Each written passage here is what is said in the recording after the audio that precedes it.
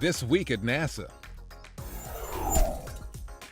Final preparations are being made to launch the Lunar Atmosphere and Dust Environment Explorer, or LADDE probe, to study the structure and composition of the Moon's atmosphere and determine whether dust is being lofted into the lunar sky.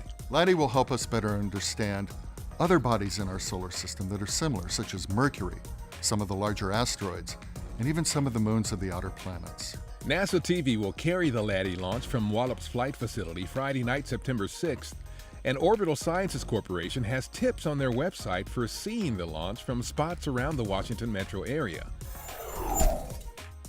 The Atlas V rocket that will send NASA's Mars Atmosphere and Volatile Evolution, or MAVEN spacecraft, to the Red Planet arrived at Port Canaveral, Florida.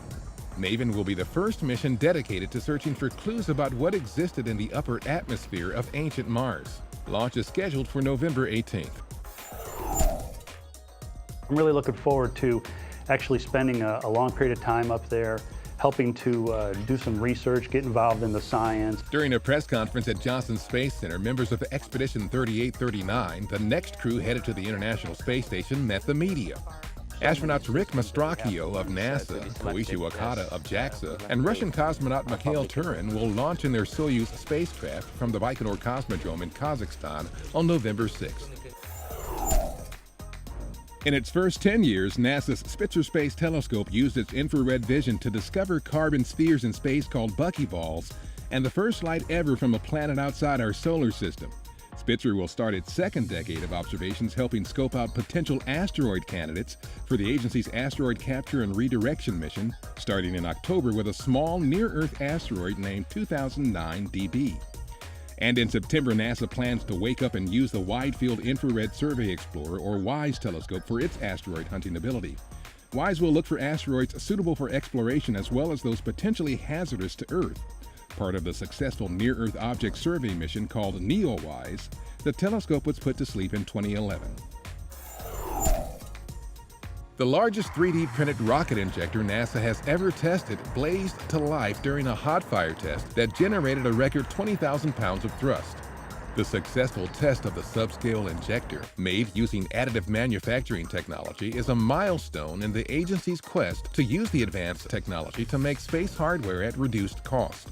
The complex part was made using just 2 pieces from a 3D printing machine compared to the 115 pieces used in traditional manufacturing.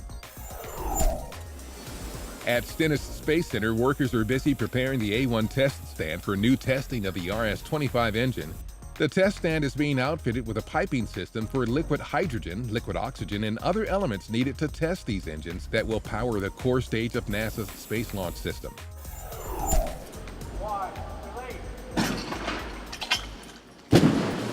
At Langley Research Center, a helicopter was dropped from about 30 feet at the center's impact research facility. NASA, the Army, Navy, and FAA crashed the copter to test its improved seats and seat belts and to analyze new techniques and crashworthiness data. The 30-mile-per-hour impact is considered severe but survivable under civilian and military requirements.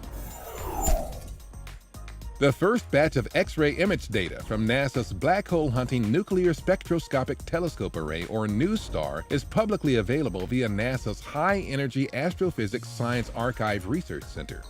The images, taken from July to August 2012, shortly after the spacecraft launched, included an assortment of extreme objects, including black holes near and far. There's a James Webb Space Telescope Mini-Me at Goddard Space Flight Center. The team of engineering students that built the 1/6 scale model as part of a mentoring program gained valuable hands-on experience in design and development of complex space systems. There are plans to also use the model to help the public understand the challenges of advancing space science.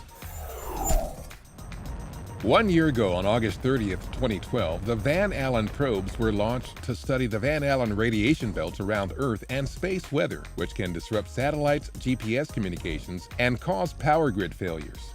The Van Allen probes will help researchers better design spacecraft that can survive the rigors of outer space. The NASA family is mourning the loss of astronaut Gordon Fullerton, who logged over 300 hours in space, including the Spacelab 2 mission and STS-3, the only shuttle mission to land at White Sands, New Mexico. His 22 years as a test pilot at Dryden Flight Research Center included work with the F-15, the X-38, and the X-43A. Fullerton had been in a California long-term care facility since having a stroke in 2009. He died August 21st at age 76.